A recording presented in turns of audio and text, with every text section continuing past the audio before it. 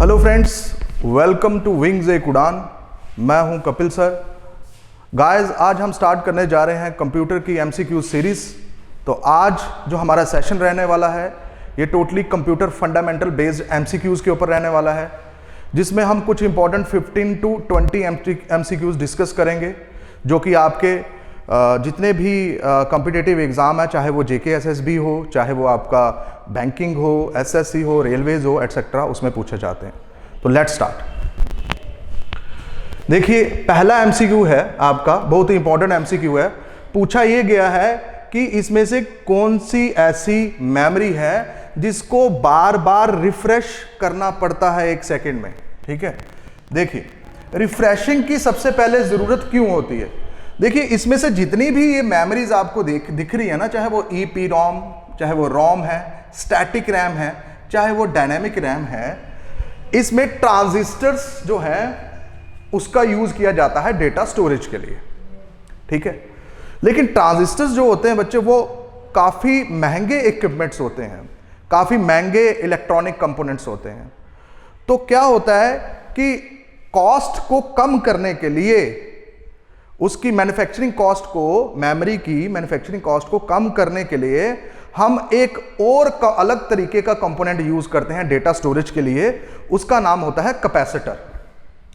अब कॉस्ट तो कम हो गई, लेकिन कैपेसिटर का इस्तेमाल करने से एक प्रॉब्लम ये आ जाती है कि कैपेसिटर क्या करता है, उसके अंदर टेंडेंसी होती है कि वो अपने अंदर जो भी डेटा उसने स्टोर किया है in the form of charge या इलेक्ट्रिक चार्ज, वो ड्रेन आउट कर देता है कुछ मिली सेकेंड के बाद। इसलिए इनमें से जिस भी मेमोरी में कैपेसिटर का यूज किया गया होगा उसको हमें रिफ्रेशिंग की जरूरत पड़ती है, क्योंकि कैपेसिटर से डेटा लीक हो जाता है, उसको बार बार रिफ्रेश करना पड़ता है। ठीक है, तो इनमें से ईपीरोम हो, रोम हो या स्टैटिक रैम हो, इन सभी में ट्रांजिस्टर्स का यूज किया जाता है। लेकिन डायनामिक रैम में कुछ ट्रांजिस्टर्स, यानी कि एक ट्रांजिस्टर इसमें यूज होता है और एक कैपेसिटर।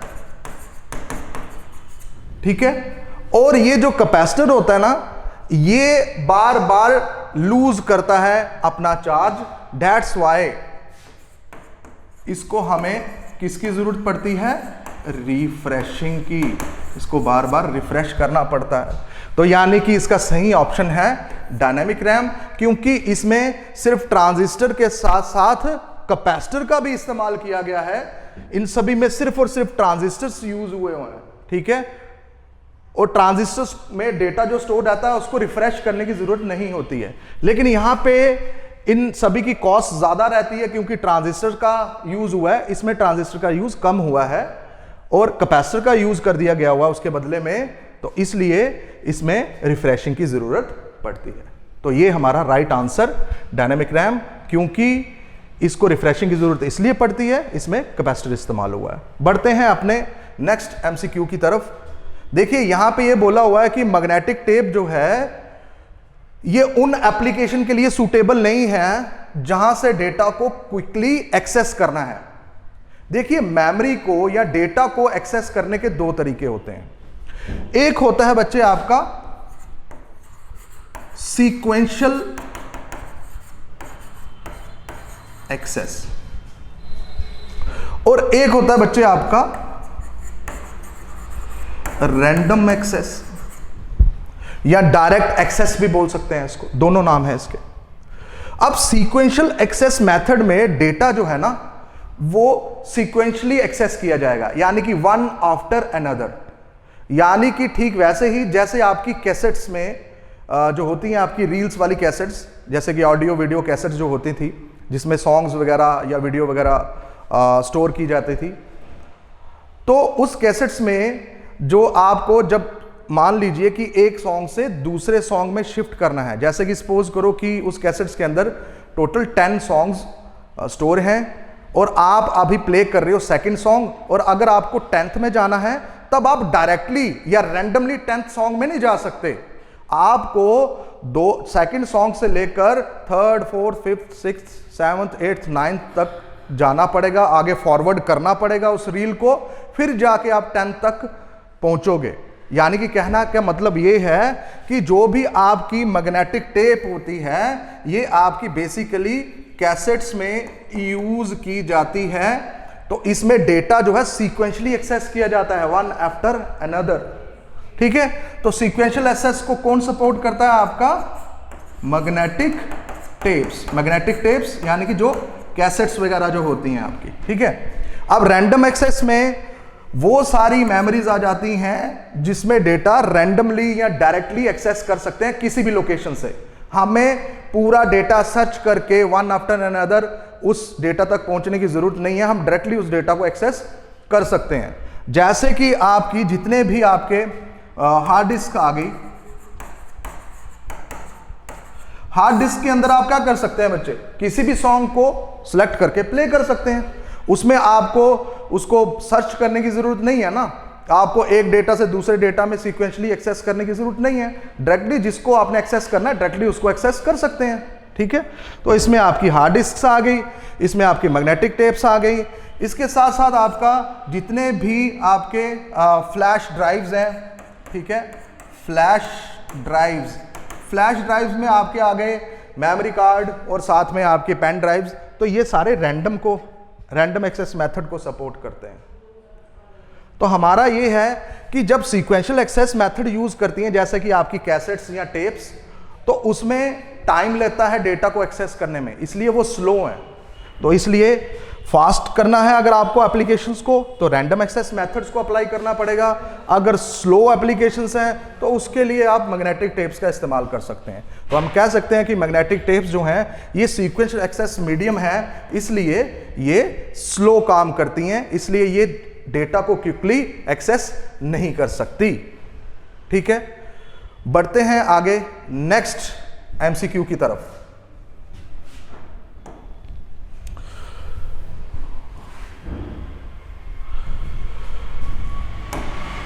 अब यहां पे जो थर्ड एमसीक्यू है आपका, कहता है कि कौन से कंप्यूटर हॉस्पिटल्स में यूज किए जाते हैं लाइक ईसीजी और डायलिसिस।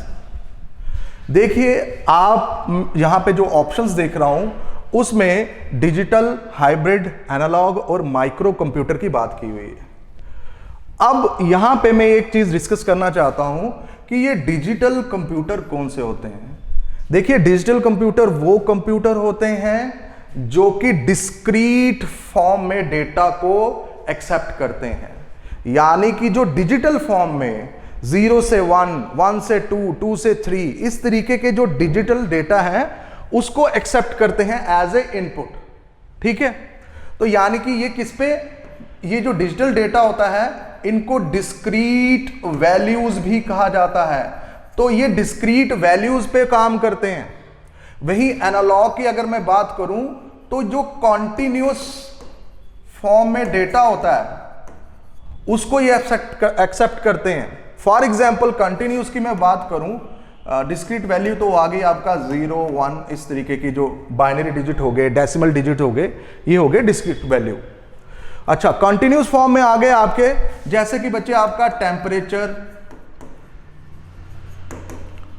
प्रेशर, इस तरीके की जो फिजिकल क्वांटिटीज हैं ये उनको एज ए इनपुट एक्सेप्ट करते हैं। ठीक है, इनको काम करने के लिए सिर्फ डिजिटल डेटा चाहिए।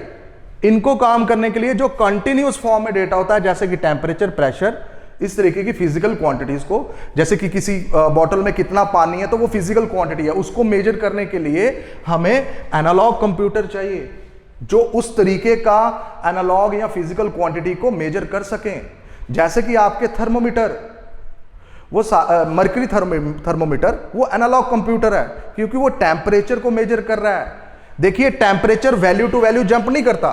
टेम्परेचर ऐसा नहीं होगा कि 29 से अचानक वो 30 पे पहुंचेगा, 29 से थोड़ा सा कम होता जाएगा कंटिन्यूस फॉर्म में और फिर 30 तक पहुंचेगा। अचानक 29 से 30 में जंप नहीं करता। तो इस तरीके का जो डेटा होता है जैसे कि टेम्परेचर, प्रेशर, वॉल्यूम, तो ये सारी की सारे एनालॉग फॉर्म कहलाती है। तो इस पे काम करने वाले कंप्यूटर एनालॉग। अब हाइब्रिड जो होते हैं वो दोनों को यूज करते हैं, बोथ एनालॉग भी एंड डिजिटल भी। ठीक है, जैसे कि ईसीजी और डायलिसिस जो हैं, ईसीजी में क्या करते हैं, आपकी हार्ट की जो बीट, हार्ट बीट जो है उसको ये मेजर करता है। अब हार्ट जब आपका बीट करता है तो वो कुछ सिग्नल्स जनरेट करता है वेव फॉर्म में। तो एक कंपोनेंट इसका उस वेव्स को डिटेक्ट करता है, यानी कि वो तो एनालॉग डेटा है वेव्स उसको, और दूसरा उसको एनालाइज करके कंप्यूटराइज फॉर्म में आपको स्क्रीन के ऊपर एनालिसिस करके दिखाता है, उसकी प्रोसेसिंग करके। तो वो कंपोनेंट हो गया उसका डिजिटल। तो हम कह सकते हैं कि ईसीजी में एक कंपोनेंट एनालॉग डेटा को एक्सेप्ट कर रहा है, यानी कि हार्ट बीट को, और दूसरा उसकी प्रोसेसिंग करके आपको एनालिसिस दे रहा है, यानी कि डिजिटल फॉर्म में। तो ये बोथ है, हाइब्रिड। वैसे ही डायलिसिस में क्या किया जाता है, जो ब्लड जो होता है पेशेंट का उसको रिफाइन किया जाता है। तो एक कंपोनेंट जो उसकी रिफाइनिंग कर रहा है और एक कंपोनेंट जो उसके रिलेटेड स्टैटिस्टिक्स आपको स्क्रीन के ऊपर दिखा रहा है। तो यानी कि इसमें भी एनालॉग और डिजिटल दोनों का इस्तेमाल किया हुआ है। तो हम कह सकते हैं कि ये ECG, dialysis, ultrasound, ATM machine, petrol pump, तो ये सारे के सारे आपके हाइब्रिड कैटेगरी में आते हैं। तो ये आपका राइट आंसर है कि ईसीजी और डायलिसिस क्या होते हैं, हाइब्रिड। वही माइक्रो कंप्यूटर की बात करें तो आपके जितने भी पर्सनल कंप्यूटर हैं, लैपटॉप्स हैं, वो सारे माइक्रो कंप्यूटर की कैटेगरी में आते हैं।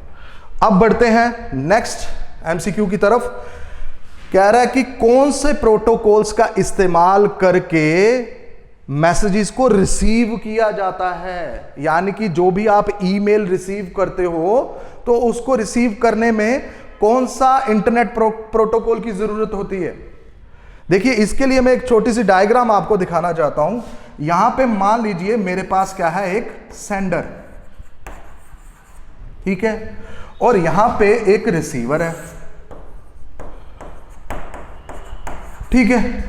अब सेंडर जो भी ईमेल सेंड करेगा वो जाएगा सेंडर के ईमेल सर्वर पे, सेंडर ईमेल सर्वर, ठीक है। फिर सेंडर का ईमेल सर्वर जो है बच्चे, वो इसको फॉरवर्ड कर देगा किसको, रिसीवर के ईमेल सर्वर पे, रिसीवर्स ईमेल सर्वर, ठीक है। सेंडर ईमेल सेंड करेगा, कहां पे जाएगा वो, सेंडर के ईमेल सर्वर पे। सेंडर का ईमेल सर्वर उसको फॉरवर्ड करेगा रिसीवर के ईमेल सर्वर से। फिर रिसीवर के ईमेल सर्वर से जो ईमेल है वो पहुंचती है एक्चुअल में रिसीवर के पास। तो आपको यही बोल रहा है कि बताओ सर्वर से रिसीवर के पास जो मैसेजेस हैं या ईमेल है उसको कौन सा प्रोटोकॉल यूज होता है उसमें। तो सेंडर जो भी ईमेल सेंड करता है वो सेंड करता है SMTP protocol, simple mail transfer protocol. और फिर जो ईमेल सर्वर टू सर्वर जो ईमेल सेंड की जाती हैं वो भी SMTP के थ्रू ही सेंड की जाती हैं। लेकिन जब रिसीवर एंड जो होता है वो अपने सर्वर से मैसेज को रिसीव करता है, उसके लिए वो POP protocol, post office protocol का यूज करता है। यानी कि हम कह सकते हैं कि जो मैसेजेस को रिसीव किया जाता है ईमेल को ईमेल सर्वर से, वो कौन से प्रोटोकॉल के थ्रू, POP प्रोटोकॉल के थ्रू, ठीक है। तो इस डायग्राम को लिख लीजिए, इससे आपको SMTP की वर्किंग और POP की वर्किंग दोनों मिल जाएगी। अब नेक्स्ट MCQ में हमें यह पूछता है कि बूट सेक्टर फाइल्स जो होती हैं बच्चे, वो कौन सी कंप्यूटर मेमोरी में स्टोर की जाती हैं। बूट सेक्टर फाइल्स कौन सी मेमोरी में स्टोर की जाती हैं। देखिए, बूट सेक्टर फाइल्स जो होती हैं, बूट सेक्टर फाइल्स, ये स्टार्टिंग अप ऑफ कंप्यूटर, यानी कि ये कंप्यूटर को स्टार्ट करने में हमारी हेल्प करती हैं। अब देखिए, रैम जो है उसमें डेटा टेम्परेरी स्टोर होता है क्योंकि वो वोलाटाइल है। उसमें जैसे ही अगर आप स्विच ऑफ करते हो अपने सिस्टम को तो रैम के अंदर जितना भी डेटा वो ऑटोमेटिकली इरेज हो जाएगा। यानी कि अगर आप किसी भी चीज को रैम के अंदर स्टोर करते हो तो वो टेम्परेरी रहेगी, स्विच ऑफ करने के बाद वो इरेज हो जाएगी ऑटोमेटिकली। अब हार्ड डिस्क के अंदर कोई डेटा अगर आपने स्टोर किया है तो हार्ड डिस्क में आप किसी भी डेटा को खुद भी डिलीट कर सकते हो, है ना, मॉडिफाई कर सकते हो, चेंज कर सकते हो। लेकिन रोम जो होता है उसमें हम डेटा को ना ही अल्टर कर सकते हैं, चेंज कर सकते हैं, और ना ही उसमें उस डेटा को हम डिलीट कर सकते हैं। यानी कि सिस्टम को ऑन करने वाले ऐसे प्रोग्राम्स को या फाइल्स को हम कहां पे सेफली स्टोर कर सकते हैं? रोम में, क्योंकि वहां पे किसी भी डेटा को हम चेंज नहीं कर सकते, तो वो हमारे लिए सेफ रहेगा कि हमारे सिस्टम की सेटिंग्स के साथ कोई छेड़खानी ना कर ले। ठीक है, तो हम कह सकते हैं कि ये जो बूट सेक्टर फाइल्स हैं ये कहां पे स्टोर की जाती है? रोम में, क्योंकि वहां पे इन फाइल्स को कोई चेंज नहीं करेगा। मान लीजिए इन फाइल्स के साथ अगर ये आपकी हार्ड डिस्क में स्टोर होती तो कोई फ्रेंड अगर इन फाइल्स को डिलीट कर दे तो स्विच ऑफ होने के बाद आपका सिस्टम ऑन ही नहीं होगा, क्योंकि उसको ऑन करने वाली बूट सेक्टर फाइल ही आपके फ्रेंड ने डिलीट कर दी। तो इसलिए रोम के अंदर इनको मैन्युफैक्चरिंग टाइम पे ही इन फाइल्स को स्टोर कर दिया जाता है, ताकि इन फाइल रोम के अंदर जो डेटा उसको चेंज नहीं किया जाता, इसलिए ये फाइल रोम के अंदर सेफ रहती है। क्लियर हो गया? रैम के अंदर तो डिलीट हो जाएंगी, कैश के अंदर भी डिलीट हो जाएंगी, रजिस्टर के अंदर भी डिलीट हो जाएंगी, क्योंकि ये तीनों के तीनों वोलाटाइल हैं। ठीक है, चलिए आगे बढ़ते हैं नेक्स्ट एमसीक्यू की तरफ। नेक्स्ट एमसीक्यू है, a hard disk is divided into tracks which is further सब डिवाइडेड इनटू। देखिए, जो आपकी हार्ड डिस्क होती है, मान लीजिए ये आपकी एक हार्ड डिस्क है, ठीक है।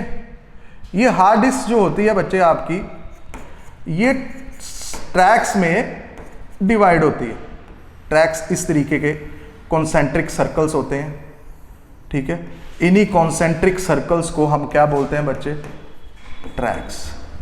और यही ट्रैक्स फर्दर छोटे छोटे सेक्टर्स में डिवाइड हो जाते हैं। यानी कि ये दिख रहे हैं आपको, ये छोटे छोटे बॉक्स इन ट्रैक्स में, ठीक है। एक्चुअल डेटा जो होता है इन्हीं सेक्टर्स में स्टोर रहता है, ठीक है। तो हम कह सकते हैं कि एक हार्ड डिस्क जो है वो कॉन्सेंट्रिक सर्कल यानी कि ट्रैक्स में डिवाइड है, और ये कॉन्सेंट्रिक सर्कल फर्दर किस में डिवाइड है? सेक्टर्स में, ठीक है। तो आपका राइट आंसर सेक्टर। क्लियर हो गया? चलिए बढ़ते हैं अगली एमसीक्यूज की तरफ। नेक्स्ट एमसीक्यू है आपका बच्चे, Windows is a utility programme dash is a Windows utility programme that located and eliminates the unnecessary fragments and rearrange the filled and unused to the disk space to optimize the operation। देखिए क्या होता है कि मान लीजिए कि मैं अगर मेरे पास डिस्क है, हार्ड डिस्क या मेमोरी कार्ड या कुछ भी इस तरीके के डिवाइसेस, स्टोरेज डिवाइसेस हैं, उसमें डेटा जो है वो बार बार डिलीट और बार बार स्टोर करने से उसके अंदर ना कुछ फ्रैगमेंट्स बन जाती हैं, कुछ फिल्ड फ्रैगमेंट्स और कुछ फ्री फ्रैगमेंट्स। तो क्या होता है, कुछ इस तरीके से दिखती है वो, इस तरीके से। जैसे कि मान लीजिए ये एक डिस्क है, ठीक है। लेट्स सपोज ये डिस्क है, ये डिस्क के छोटे छोटे सेक्टर्स हैं, ठीक है, जहां पे डेटा एक्चुअल में स्टोर है, ठीक है। एक्चुअल में सेक्टर्स तो कॉन्सेंट्रिक सर्कल फॉर्म में होते हैं, बट मैं जस्ट आपको इजी वे में समझाने की कोशिश कर रहा हूं। मान लीजिए ये सेक्टर भी फिल है, यहाँ पे X स्टोर है, यहाँ पे Y, ठीक है, यहाँ पे A स्टोर है, यहाँ पे B, और यहाँ पे C, D और E, ठीक है बच्चे। अब देखो बच्चे, मेरे पास ये मान लीजिए ये एक एक MB की, मैं मान लूं, लेट्स सपोज कि ये एक एक MB की क्या है? स्टोरेज है। अब देखो बच्चे, यहां पे क्या होता है कि हर एक बॉक्स जो है, हर एक सेक्टर जो है, मान लीजिए कि वो 1 MB का है। अब यहां पे मुझे स्टोर करनी है बच्चे 2 MB की फाइल, ठीक है।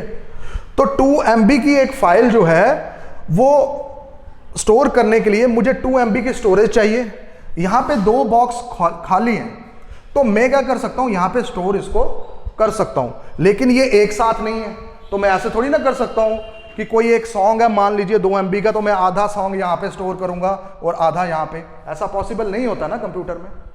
तो हमें क्या चाहिए, एक कंटिन्यूस फ्री स्पेस चाहिए जहां पे हम अपने पर्टिकुलर साइज का डेटा स्टोर कर सकें। तो आपका जो ऑपरेटिंग सिस्टम है उसके अंदर एक यूटिलिटी होती है जिसका नाम है डिस्क डीफ्रैगमेंटर। वो क्या करता है कि इन ये जो खाली स्पेस है इनको एक साइड पे ले जाता है और ये जो फिल्ड स्पेस है इनको वो एक साइड पे कर देगा, ताकि एक कंटिन्यूस फॉर्म में फ्री स्पेस अवेलेबल हो सके, ताकि उसमें हम इन फाइल को स्टोर कर सके। यानी कि ये जो डिस्क डीफ्रैगमेंटर क्या करेगा, ये एक साथ फिल्ड पोर्शन को ले जाएगा और एक साथ फ्री स्पेस को ले जाएगा। यानी कि ये ऐसे कर देगा, मान लीजिए ऐसे, ए यहां पे आ जाएगा बच्चे, और यहां पे देखिए एक साथ मेरे पास 2 MB, पहले भी 2 MB की स्टोरेज थी लेकिन डेटा को स्टोर नहीं कर पा रहे थे। लेकिन डिस्क डीफ्रैगमेंटर यूटिलिटी की वजह से क्या हो गया, एक कंटिन्यूस ब्लॉक बन गया, किसका, फ्री स्पेस का। अब हम यहां पे इजीली 2 MB की फाइल जो है वो यहां पे हम स्टोर कर सकते हैं। ठीक है, तो यानी कि डिस्क डीफ्रैगमेंटर का मतलब कि फिल्ड स्पेसिस को और अनयूज्ड स्पेसिस को एक साथ एक कंटिन्यूस फॉर्म में कर देना, ताकि हम इजीली नेक्स्ट फाइल को स्टोर कर सकें। क्लियर हो गया। अब बैकअप में तो भाई आप बैकअप लेते हैं, डिस्क क्लीनअप में तो आपकी जितनी भी कैश है, डिस्क कैश, उसको क्लीन किया जाता है। आपके मोबाइल फोन में भी बहुत सारे डिस्क क्लीनर होते हैं, कैश को रिमूव करते हैं और स्पेस को फ्री कर देते हैं आपके लिए। और रीस्टोर का आपको पता ही है कि रीस्टोर करना, जो भी आपने डिलीट की हुई चीजें हैं वो ट्रैश में चले जाती हैं, फिर वहां से आपको इजीली रीस्टोर का ऑप्शन मिलता है, वहां से आप उसको रीस्टोर कर सकते हैं। तो यहां पे बात हो रही है अनयूज्ड और फिल्ड स्पेसिस को एक साथ अरेंज करना, तो वो करता है डिस्क डीफ्रैगमेंटर। आई होप आपको क्लियर हो गया होगा। अब बढ़ते हैं नेक्स्ट एमसीक्यू की तरफ। MCQ number 8। यहां पे ये पूछता है कि कौन सी शॉर्टकट की यूज की जाती है पावर पॉइंट को एंड करने के लिए। देखिए, पावर पॉइंट को अगर आपने एंड करना है तो उसके लिए तो एस्केप की का ही इस्तेमाल किया जाता है। ठीक है, लेकिन इसके साथ साथ क्योंकि आजकल आपको पता है शॉर्टकट कीज के ऊपर काफी ज्यादा क्वेश्चन पूछे जा रहे हैं, तो इसके साथ मैं बाकी जो कीज जो दी हैं उनके यूज भी मैं आपको बता देता हूं। देखिए, W जो होता है ये क्या करता है, अगर आप इसको प्रेस करते हैं पावर पॉइंट के थ्रू, जब स्लाइड शो चल रहा होता है तो ये उसको क्या कर देगा, पॉज कर देगा, रोक देगा और साथ में डिस्प्ले करेगा व्हाइट स्क्रीन। ठीक है, यानी कि आपका चलता हुआ स्लाइड शो जो है वो पॉज हो जाएगा, रुक जाएगा और स्क्रीन के ऊपर जो कंटेंट है वो नहीं दिखेगा, एक बिल्कुल व्हाइट कलर की स्क्रीन, ब्लैंक स्क्रीन वो दिखेगी। उसी तरीके से आपकी बी से भी क्या होता है, जब आप बी को प्रेस करते हो तो पॉज हो जाता है, लेकिन इसके लिए डिस्प्ले होती है बच्चे आपकी ब्लैक स्क्रीन। ठीक है, यानी कि जो स्लाइड शो है वो पॉज हो जाएगा, रुक जाएगा और स्क्रीन एकदम ब्लैक हो जाएगी। उसी तरीके से कॉमा, देखिए कॉमा और ये जो व्हाइट दोनों का फंक्शन सेम है, ये दोनों पॉज करते हैं और डिस्प्ले करते हैं व्हाइट स्क्रीन को during the power point slide show. Clear हो गया। तो चाहे आप W को प्रेस कीजिए, चाहे आप कॉमा को प्रेस कीजिए, पॉज और व्हाइट स्क्रीन ही आने वाली है। ठीक है, चलिए बढ़ते हैं अब अगला एमसीक्यू की तरफ। यहां पे ये पूछता है कि पोर्ट्रेट और लैंडस्केप जो होते हैं उनको MS वर्ड में क्या कहा जाता है। ठीक है, अब देखिए पोर्ट्रेट और लैंडस्केप क्या चीज होती है, पहले तो ये देखते हैं। देखिए मेरे पास एक शीट है यहां पे, ठीक है, अगर मैं इसको ऐसे देखूं तो ये एक पोर्ट्रेट फॉर्म में है, वर्टिकल फॉर्म में है, ठीक है, बिल्कुल सीधी। ठीक है, अगर मैं इसको ऐसे कर देता हूं हॉरिजॉन्टल फॉर्म में, तो ये हो जाती है आपकी लैंडस्केप। ठीक है, तो इन ओरिएंटेशन को चाहे आप सीधा रखो चाहे इसको टिल्ट करो, तो ये जो ओरिएंटेशन होती है ये MS वर्ड में हम यूज कर सकते हैं, इसको बोलते हैं पेज ओरिएंटेशन। ठीक है, लैंडस्केप और पोर्ट्रेट, पोर्ट्रेट में आप क्या करते हैं, वर्टिकली रखते हैं डॉक्यूमेंट को, लैंडस्केप में आप हॉरिजॉन्टली, ठीक है। अच्छा, तो ये जो फैसिलिटी है ये क्या कहलाती है? Page orientation. पेज साइज में आप पेज का साइज सेलेक्ट कर सकते हैं, A4, A5, letter etcetera. Paper layout में, पेज लेआउट में आप उसका लेआउट सेलेक्ट कर सकते हैं कि कैसा आप उसको रखना है, आपको उससे रिलेटेड आप उसकी सेटिंग्स को सेट कर सकते हैं, ठीक है। ऑल ऑफ दीज तो हरगिज नहीं हो सकता, तो यहाँ पे पोर्ट्रेट और लैंडस्केप जो होता है वो पेज ओरिएंटेशन की कैटेगरी में आता है। अब नेक्स्ट एमसीक्यू जो है ये काफ़ी इंपॉर्टेंट है। ये आपकी सीपीयू की एक किस्म की वर्किंग को बताता है कि सीपीयू किस तरीके की वर्किंग परफॉर्म करता है। देखिए यहां पे बोला गया है for each instruction of the program in the memory CPU goes through a. कह रहा है कि कोई भी जब इंस्ट्रक्शन आपकी मेमोरी में होती है तो सीपीयू कौन कौन से सीक्वेंस में कौन कौन सी एक्टिविटीज या ऑपरेशन परफॉर्म करता है। देखिए सीपीयू का सबसे पहला काम जो होता है वो प्रोग्राम को फेच करना, उठाना, कहां से? रैम से, ठीक है। तो पहला जो ये काम करता है वो है फेचिंग। कहां से फेच करना? रैम से, ठीक है। तो पहला काम सीपीयू का फेच करना होता है, डेटा को, इंस्ट्रक्शन को फेच करना रैम से। फिर उस इंस्ट्रक्शन के अंदर लिखा क्या है उसको डिकोड करना, यानी कि पता लगाना, एनालाइज करना कि हमने परफॉर्म क्या करना है, ठीक है। फिर एंड में जब उसने डिकोड कर दिया कि उस इंस्ट्रक्शन के अंदर क्या लिखा है, क्या ऑपरेशन परफॉर्म करने के लिए वो बोल रहा है, उसके अकॉर्डिंग उस ऑपरेशन को क्या करना? एग्जीक्यूट करवाना, ठीक है।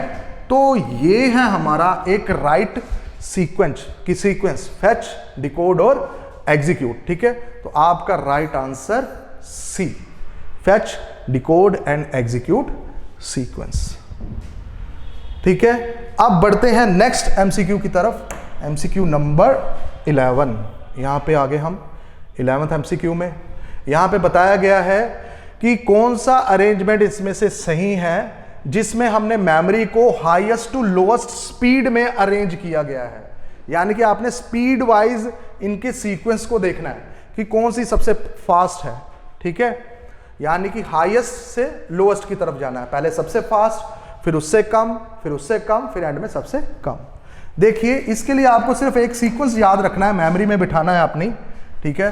देखो क्या होता है हमारे पास सीपीयू, ठीक है। सीपीयू के अंदर होते हैं बच्चे क्या? रजिस्टर्स, जो सीपीयू की अपनी मेमोरी होती है, ठीक है। क्या होते हैं? रजिस्टर्स। सीपीयू के पास रजिस्टर्स, उसके बाद फिर नंबर आता है आपका कैश मेमोरी का, उसके बाद आता है बच्चे आपका मेन मेमोरी का। मेन मेमोरी मींस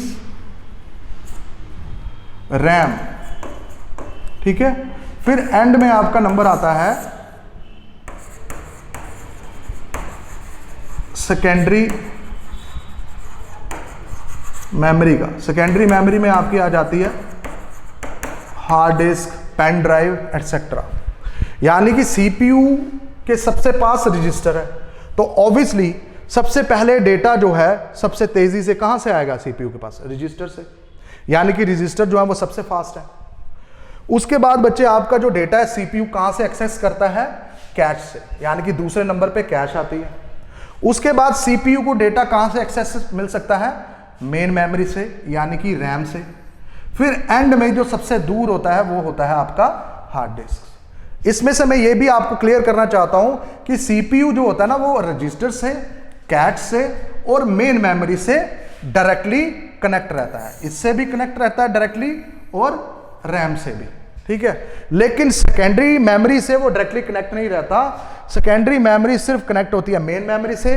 यहां से डेटा मेन मेमोरी में जाता है, फिर ही सीपीयू इसको एक्सेस कर पाता है, ठीक है। तो सेकेंडरी मेमोरी ये डायरेक्टली कनेक्टेड नहीं होती है आपके सीपीयू से। बाकी जितनी भी रजिस्टर्स हैं, कैश है, मेन मेमोरी है और सेकेंडरी मेमोरी, मेन मेमोरी है, ये तीनों डायरेक्टली कनेक्ट रहती हैं, ठीक है। तो सबसे फास्ट रजिस्टर्स, दूसरा नंबर कैश का, तीसरा नंबर रैम का और चौथा नंबर हार्ड डिस्क का। तो ये है इसका राइट सीक्वेंस। तो हम कह सकते हैं रजिस्टर, कैश, मेन मेमोरी और secondary memory. Option number 3 is the right option. ठीक है, इसके बाद बढ़ते हैं हम नेक्स्ट एमसीक्यू की तरफ। जो नेक्स्ट एमसीक्यू है वो ये है कि इंटरनेट बिजनेस में आईएसपी की फुल फॉर्म क्या है। देखिए, आईएसपी होता है इंटरनेट सर्विस प्रोवाइडर, यानी कि ये वो कंपनीज रहती हैं या वो बिजनेस कंपनी रहती हैं जो आपको क्या करती हैं, जो आपको इंटरनेट की सर्विस प्रोवाइड करती हैं। ठीक है, यानी कि ऑप्शन नंबर बी। एग्जाम्पल कौन कौन सी, जियो, एयरटेल एटसेट्रा, ये सारी की सारी आपको इंटरनेट की सर्विस प्रोवाइड कर रही हैं, इसलिए इनको हम आईएसपी कह सकते हैं, इंटरनेट सर्विस प्रोवाइडर। ठीक है, उसके बाद चलते हैं हम नेक्स्ट एमसीक्यू की तरफ। इन MS Word, what is the smallest font size generally that we can use to text in Word? यहां पे ये बोल रहा है कि अच्छा क्वेश्चन है ये कि स्मॉलेस्ट फॉन्ट साइज कितना क्या होता है एक MS Word में। देखिए, सबसे छोटा जो फॉन्ट साइज होता है आपका, स्मॉलेस्ट फॉन्ट साइज, वो होता है बच्चे आपका 8। ठीक है, और अगर क्वेश्चन स्मॉलेस्ट की जगह पे लार्जेस्ट आ जाएगा तो देखिए यहां पे लार्जेस्ट फॉन्ट साइज जो होता है वो होता है आपका 72। ठीक है बच्चे, लार्जेस्ट फॉन्ट साइज 72 होता है, स्मॉलेस्ट फॉन्ट साइज 8 होता है आपके MS Word में। तो ये इंपॉर्टेंट फैक्ट्स हैं दोनों के दोनों, इनको देख लीजिएगा। चलिए बढ़ते हैं नेक्स्ट एमसीक्यू की तरफ। यहां पे लिखा हुआ है the most popular technique used to automate the sending of customised letter to different recipient where most of the content is same except the customer address of the MS Word। कह रहा है कि MS Word के अंदर कौन सी ऐसी technique use होती है जिसके थ्रू आप मल्टीपल रिसिपिएंट को या मल्टीपल लोगों को आप सेम लेटर सेंड कर सकते हैं, लेकिन उनके अपने अपने एड्रेसेस की तरफ। यानी कि सपोज कीजिए आप सभी स्टूडेंट हैं, अगर मैंने आप सभी को एक साथ ग्रीट करना है, हैप्पी बर्थडे या हैप्पी दिवाली, हैप्पी होली, इस तरीके की विशेष सेंड करनी है, लेकिन आपके पते पे और आपको डिनोट करके, तो उसके लिए मुझे जो फैसिलिटी MS Word प्रोवाइड करता है वो है मेल मर्ज। मेल मर्ज के थ्रू हम रिसिपिएंट्स की एक लिस्ट तैयार करते हैं, फिर हम एक कॉमन मैसेज तैयार करते हैं, फिर उनके साथ उन रिसिपिएंट्स को अटैच करके उसको सेंड कर देते हैं, तो सभी को उन्हीं के नाम से ईमेल चली जाएगी। ठीक है, लेटर चले जाएगी। अच्छा, उसके बाद आ जाता है आपका 15 MCQ। यहां पे ये पूछा जा रहा है आपको कि DBMS क्या है। देखिए, DBMS की पहले तो आपको फुल फॉर्म पता होनी चाहिए कि DBMS होता क्या है, फुल फॉर्म भी पता होनी चाहिए इसकी, पेपर में ये भी पूछा जा सकता है। फुल फॉर्म है इसकी बच्चे डेटाबेस मैनेजमेंट सिस्टम। ठीक है, इसकी अगर मैं ये एक सॉफ्टवेयर होता है जो डेटाबेस को मैनेज करने में काम आता है। इसकी अगर मैं एग्जांपल बोलूं तो इसमें आ जाता है बच्चे आपका ओरेकल, ठीक है, MS Access, ठीक है, ये दो ले सकते हैं हम, ये एक डेटाबेस मैनेजमेंट सिस्टम की एग्जांपल। अब इन दो सॉफ्टवेयर का यूज क्या होता है, डेटा को मैनेज करना। ठीक है, अब देखिए अगर मैं डेटाबेस को मैनेज करना है तो डेटाबेस होता क्या है? डेटाबेस होता है कि मान लीजिए मैं एक स्कूल डेटाबेस की बात करूं, यानी कि स्कूल डेटाबेस की मैं अगर बात करूं तो उसके अंदर मुझे एक तो स्टूडेंट का डेटा होगा और दूसरा डेटा हो सकता है मेरा फैकल्टी का या टीचर का डेटा। स्टूडेंट के जो डेटा है उसमें स्टूडेंट नेम, रोल नंबर उनकी फ़ी डिटेल्स, उनके रिजल्ट, उनके मार्क्स, ये सारे स्टूडेंट डेटा है। टीचर डेटा में मेरे पास टीचर की क्वालिफिकेशन, टीचर का एक्सपीरियंस, टीचर का नाम, ये सारा इसमें आता है। तो हम कह सकते हैं कि स्कूल डेटाबेस जो है it is a collection of different data. ठीक है, तो यानी कि डीबीएमएस क्या है, basically is a collection of different data.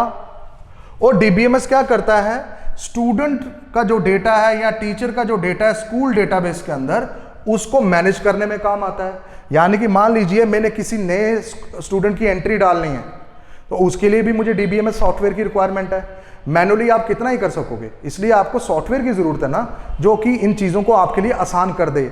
In database को अपडेट करना है, यानी कि आपने कोई चेंजेस लानी है, उसमें मार्क्स चेंज करने हैं, स्टूडेंट के रोल नंबर चेंज करने हैं, या कोई भी अपडेशन लानी है, उनके मोबाइल नंबर, उनका एड्रेस वगैरह, ये सारी चीज़ें चेंज करनी है, तो उसके लिए भी आपको सॉफ्टवेयर की ज़रूरत पड़ती है डीबीएमएस की। यानी कि डीबीएमएस एक ऐसा सॉफ्टवेयर है जो कि एक तो डेटाबेसिस को क्रिएट करता है, दूसरा उन डेटाबेस को मॉडिफाई करना, अपडेट करना या उसको क्रिएट करना। तो इन सारी चीज़ों के लिए, या उनसे सपोज करो कि मुझे कुछ डिटेल चाहिए, मुझे ऐसे स्टूडेंट चाहिए जिनके 70% से ज़्यादा मार्क्स हैं, तो उसके लिए मुझे सर्च तो करना नहीं पड़ेगा ना। उसके लिए मुझे क्या करना पड़ेगा, डीबीएमएस सॉफ्टवेयर, उसमें जस्ट एक क्वेरी से ही वो सारे स्टूडेंट्स की लिस्ट आ जाएगी जिनके 70% मार्क्स हैं। ठीक है, तो हमारे लिए ये चीज़ें आसान कर देता है। तो कह सकते हैं डीबीएमएस जो है is a collection of data, बिल्कुल सही। ऐसे प्रोग्राम है जो डेटा को एक्सेस कर सकते हैं, बिल्कुल सही। और ये ऐसे प्रोग्राम है जो डेटा को अपडेट करते हैं। तो ये तीनों के तीनों जो है ये डीबीएमएस की जो मेन डेफिनेशन है उसमें लाई करते हैं। तो हम कह सकते हैं डी ऑल ऑफ दीज। ठीक है, बढ़ते हैं नेक्स्ट एमसीक्यू की तरफ। हमारा जो नेक्स्ट एमसीक्यू है वो पूछा गया है कि ये जो डेसिमल नंबर दिया हुआ है 99, इसका क्या निकालिए, इसका बाइनरी इक्विवेलेंट निकालिए। जब भी आपको किसी भी नंबर का अगर आपको बाइनरी इक्विवेलेंट निकालना है तो आपको क्या करना है, फटाफट से 1, 1 का डबल 2, 2 का डबल 4, 4 का डबल 8, 16, 32 और 64। इस तरीके से आप क्या कर सकते हैं, बहुत सारी। अब आगे अगर आपने लिखना है तो 64 का डबल कर देना है 128। ठीक है, फिर उसका डबल कर सकते हो 256। तो इस तरीके से आप क्या कर सकते हैं, नंबरिंग लिख सकते हैं। उसके बाद बच्चे आपने क्या करना है, इनमें से उन्हीं, ये मान लीजिए ये आपकी बिट्स जो आपने बाइनरी बिट्स बनानी है ना, ये उनकी पोजीशन है। ठीक है, यहां पे जो बिट होगी उसकी वैल्यू 1 है, यहां पे दूसरे नंबर पे 2 है, यहां पे 4 है, यहां पे 8 है। ठीक है, अब हमने बनाना है बच्चे 99। ठीक है, हम क्या करेंगे, इन्हीं बिट्स वैल्यू का यूज करके 99 बनाएंगे। ठीक है, तो मैं क्या करता हूं कि सबसे पहले इन दोनों को ले लेता हूं, एक 61 और एक इधर। देखिए 64 और इसके नीचे 1 1 लिखूंगा, यानी कि ये दोनों क्या प्लस कर देने हैं मैंने। ठीक है, 64 और 32 मेरा बन जाता है 96। ठीक है, मुझे बनाना है 99। 96 तो इन्हीं दो बिट से मेरा बन गया। ठीक है, तो मुझे यानी कि 3 और चाहिए, तो 3 और चाहिए, तो उसके लिए मैं क्या करूंगा, ये 2 के नीचे और एक 1 के नीचे, ये 3 बन गए। ठीक है, और बाकी जगह पे मैं क्या लगा दूंगा, 0 0 लगा दूंगा। तो मेरा जो बाइनरी बिट्स जो बनी है, जो बाइनरी नंबर जो बना है वो ये। तो इसमें से कौन सा लग रहा है मुझे, ये सी। 11 स्टार्टिंग में, फिर 3 0, फिर 11 एंड में। देखिए फिर से देखिए, ये तो हो गया 99 का। अब मान लीजिए आपको बनाना है 26 का। ठीक है, तो 20 कैसे बन सकता है, 16 और 4 20 हो गया। बाकी आगे मुझे क्या चाहिए, 6 चाहिए। ठीक है, तो 26 में इस तरीके से भी बना सकता हूं, 16 और 8, यानी कि इसके नीचे मैं क्या लिखूंगा, 1 1, 16 और 8, ये हो गया मेरा कितना, 24। और मुझे 2 और चाहिए, यानी कि यहां पे मैं 1 लगा दूंगा, और बाकी जितनी भी पोजीशन है वहां पे मैं क्या लगा दूंगा, 0 0। तो ये जो नीचे मैंने जो बनाया ये किसका है, 26। बस करना यही है कि किन किन नंबर्स का इस्तेमाल करके हम गिवन डेसिमल नंबर्स को बना सकते हैं। जिन जिन से बना सकते हैं उनके नीचे 1 1 लिखना और उनको ऐड करके वो नंबर आपका आ जाएगा। क्लियर हो गया। तो इस तरीके से हम डेसिमल नंबर को बाइनरी में कन्वर्ट कर सकते हैं। उसके बाद आ जाता है आपका एमसीक्यू नंबर 17। यहां पे ये पूछ रहा है कि सुपर कंप्यूटर की जो स्पीड है वो किसमें मेजर की जाती है। ठीक है, यहां पे किलोबाइट्स है तो ये तो हरगिज नहीं हो सकता, क्योंकि किलोबाइट्स में तो आपका मेमोरी की मेजरमेंट की जाती है कि कितनी मेमोरी है। इंस्ट्रक्शन पर सेकंड में भी सुपर कंप्यूटर की स्पीड नहीं मेजर की जाती। फ्लोटिंग पॉइंट ऑपरेशन पर सेकंड, ये आपका राइट आंसर है। देखिए फ्लोटिंग पॉइंट ऑपरेशंस की पहले तो शॉर्ट फॉर्म भी होती है, इसके ऊपर भी क्वेश्चन आया हुआ है, फ्लॉप्स, फ्लोटिंग पॉइंट ऑपरेशंस पर सेकंड। अब ये जो फ्लोटिंग पॉइंट ऑपरेशंस क्या होते हैं बच्चे, पहले तो फ्लोटिंग पॉइंट का मतलब पता होना चाहिए। देखिए फ्लोटिंग पॉइंट का मतलब होता है कि सबसे छोटे, very small and very large numbers, यानी कि ऐसे नंबर जो बहुत ही छोटे हों या बहुत ही बड़े हों, उन नंबर्स पे एक सेकंड के अंदर कितने ऑपरेशंस परफॉर्म किए जाते हैं, यानी कि बहुत ही छोटी वैल्यू और बहुत ही बड़ी वैल्यूज के ऊपर एक सेकंड के अंदर कितने ऑपरेशंस परफॉर्म किए जाते हैं, वो होता है आपका फ्लोटिंग पॉइंट ऑपरेशंस पर सेकंड। और ये मेजरमेंट यूनिट किसका है, आपका सुपर कंप्यूटर का। डॉट्स पर इंच, भाई ये तो मेजरमेंट यूनिट है आपका, जो आपका प्रिंटर की क्वालिटी है। ठीक है, ये आपकी प्रिंटर की क्वालिटी को मेजर करने में आता है, यानी कि प्रिंटर के जो आपका ये बताता है कि जो भी आपकी शीट है, प्रिंटेड शीट, उसमें 1 इंच में कितने डॉट्स हैं, तो ये प्रिंटर की क्वालिटी को बताता है, तो इसलिए ये भी आपका आंसर नहीं हो सकता। ठीक है, तो फ्लोटिंग पॉइंट ऑपरेशंस पर सेकंड, यानी कि आपका जो सुपर कंप्यूटर है वो एक सेकंड के अंदर सबसे छोटी छोटी और बड़ी बड़ी वैल्यूज के ऊपर एक सेकंड में कितने एडिशन, सब्ट्रैक्शन, मल्टीप्लिकेशन या डिवीजन, इस तरीके के ऑपरेशन परफॉर्म कर सकता है। बढ़ते हैं नेक्स्ट एमसीक्यू की तरफ। यहां पे ये पूछता है कि कौन सा प्रोटोकॉल यूज किया जाता है फाइल्स को ट्रांसफर करने के लिए फ्रॉम द कंप्यूटर। देखिए एचटीपी नाम का तो कोई प्रोटोकॉल होता ही नहीं है। एचटीटीपी जो होता है बच्चे, ये सर्वर जब भी आपको वेब पेज सेंड करता है आपके ब्राउजर पे, तो वो एचटीटीपी प्रोटोकॉल का यूज करता है। या आप जब रिक्वेस्ट भेजते हो सर्वर को किसी पेज को एक्सेस करने के लिए, तब आप एचटीटीपी प्रोटोकॉल का यूज करते हैं। यानी कि इसका सिर्फ क्लाइंट और आपका जो सर्वर है उसके कम्युनिकेशन के लिए ही यूज होता है। तो ये बेसिकली क्लाइंट सर्वर रिक्वेस्ट और रिस्पॉन्स के लिए यूज होता है। एफटीटीपी की जो फुल फॉर्म होती है बेसिकली ये होती है फाइबर टू द प्रीमाइसिस। ठीक है, ये वो फैसिलिटी है जो फाइबर कंपनी आपको देती है, आपके घरों तक, आपके ऑफिस तक ये फाइबर को पहुंचाती है, तो उसकी फुल फॉर्म है एफटीटीपी। अब जो राइट आंसर है बच्चे वो है आपका एफटीपी। एफटीपी की जो फुल फॉर्म है वो है file transfer protocol.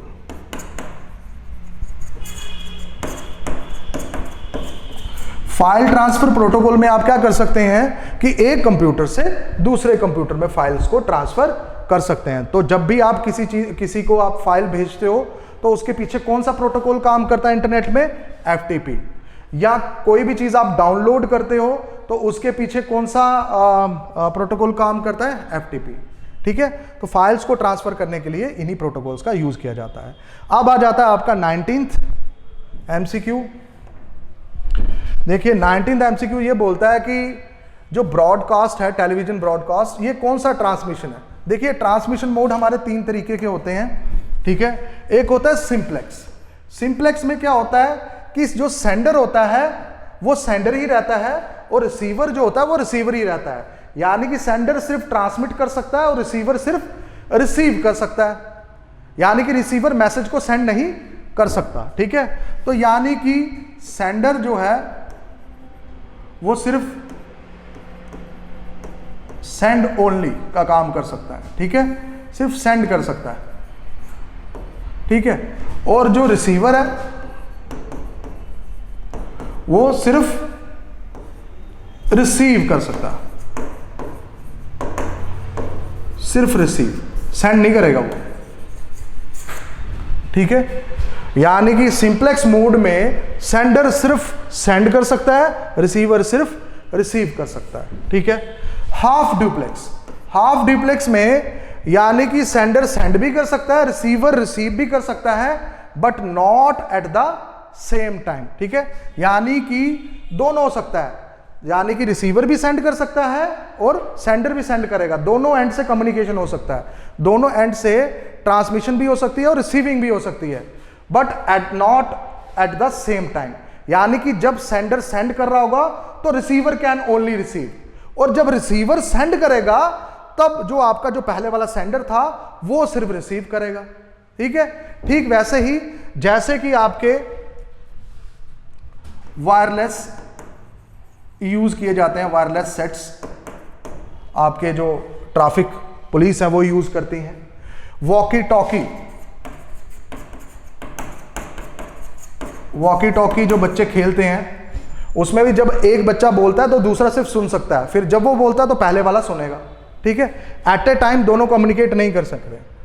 Full duplex में दोनों काम एक साथ हो सकते हैं, जैसे कि आपकी टेलीफोन,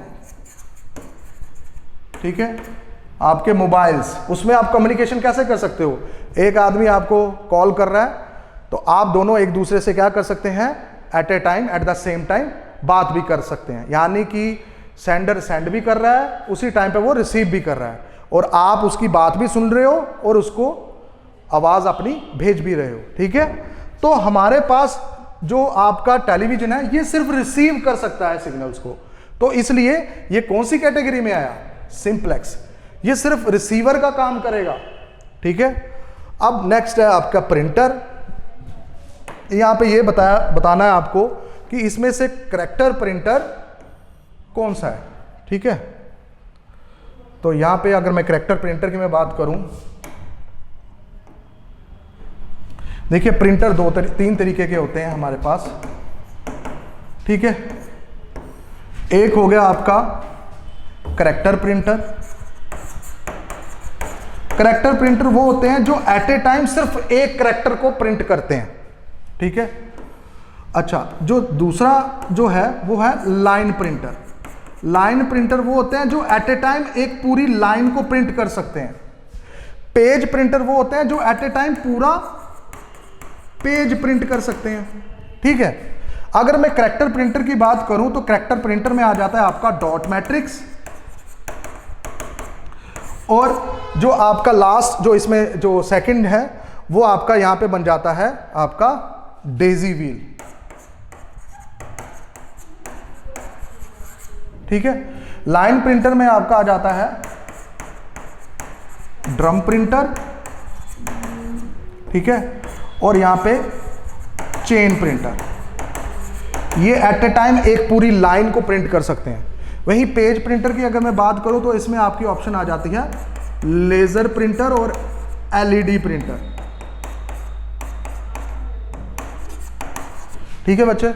तो मैंने ये डिफरेंशिएट करके बता दिया कि कौन कौन से टाइप के प्रिंटर होते हैं। अब यहाँ पे यही पूछ रहा है करैक्टर प्रिंटर कौन सा है। करैक्टर प्रिंटर डॉट मैट्रिक्स और डेजी व्हील है, तो यहाँ पे मुझे डेजी व्हील दिख रहा है क्योंकि चेन और ड्रम ये दोनों के दोनों लाइन प्रिंटर है, और लेजर तो भाई आपका पेज प्रिंटर है, तो इसलिए डेजी व्हील जो है ये आपका करैक्टर प्रिंटर है। तो स्टूडेंट्स ये थे हमारे कुछ इंपॉर्टेंट एमसीक्यूज जो कि आज हमने डिस्कस किए। मिलेंगे नए एमसीक्यू सीरीज के साथ, नए एमसीक्यूज के साथ जो कि आपके इंटरनेट और ईमेल के ऊपर बेस्ड रहेंगे। तो इतना ही आज के लिए, मिलते हैं नई वीडियो में, बाय।